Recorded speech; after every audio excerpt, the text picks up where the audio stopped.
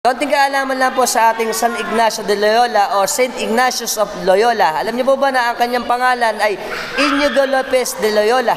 Siya po ay pinanganak noong October 23, 1491 sa Aspecha ng Basque, province of Dicospoa ng Northern Spain. At siya po ang pinakabata sa 13 magkakapatid. At siya po ay namatay noong July 31, 1556 sa Rome, Italy. At alam niyo po ba na isa po siyang soldier and aristocrat? Na ba yung aristocrat? Nagmula sa mayamang pamilya.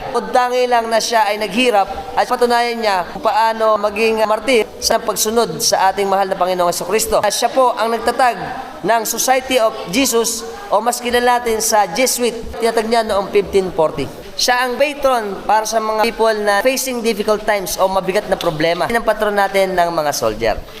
Nice to know. Kung gusto niyo po ng mga long form video natin, puntahan niyo na ako sa Alphax TV sa YouTube para makita niyo yung buong detalye ng ating mga vlog. Until next time. Bye-bye.